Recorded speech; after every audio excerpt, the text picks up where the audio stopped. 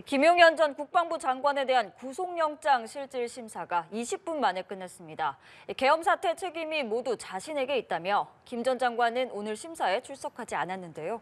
구속영장 발부 여부에 따라 윤석열 대통령에 대한 수사도 본격화할 걸로 보입니다. 검찰 취재기자 연결해 보겠습니다. 김예린 기자 나와주시죠.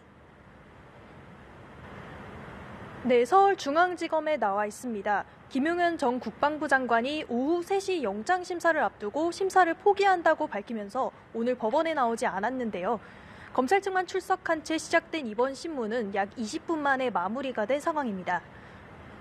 김 전 장관은 입장문을 통해 국민 여러분께 큰 불안과 불편을 끼쳐 깊이 사죄드린다고 밝혔는데요. 모든 책임은 오직 자신에게 있고 부하 장병들은 명령과 주어진 임무에 충실했을 뿐이라며 선처를 부탁드린다고 했습니다. 검찰은 구속영장에서 윤석열 대통령과 김 전 장관의 공모 관계를 적시했는데요. 김 전 장관을 내란의 중요 임무 종사자로 규정하고 윤석열 대통령을 사실상 내란의 정점으로 판단했습니다.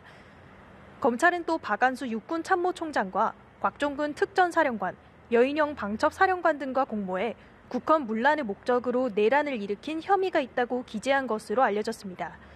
검찰이 사실상 지난 비상계엄의 책임자를 윤 대통령으로 판단한 만큼 향후 수사는 윤 대통령을 빠르게 향할 거란 전망도 나옵니다. 비상계엄 사태의 핵심 인물 중 처음으로 구속기로에 서게 된 김 전 장관의 구속 여부는 이르면 오늘 밤 결정됩니다. 이런 가운데 공수처도 오늘 오후 김 전 장관에 대해 사전 구속영장을 청구하면서 신병 확보에 나섰는데요. 검찰이 청구한 구속영장이 기각될 경우에 대비한 조치라고 설명했습니다. 네, 김 기자, 군 지휘부들에 대한 검찰 소환 조사도 계속되고 있죠. 네, 여인영 방첩사령관은 오늘 오전부터 검찰의 피의자 신분으로 출석해서 조사를 받고 있는데요. 검찰이 이번 사태의 핵심 관계자들을 잇따라 소환하면서 수사의 속도를 내고 있습니다.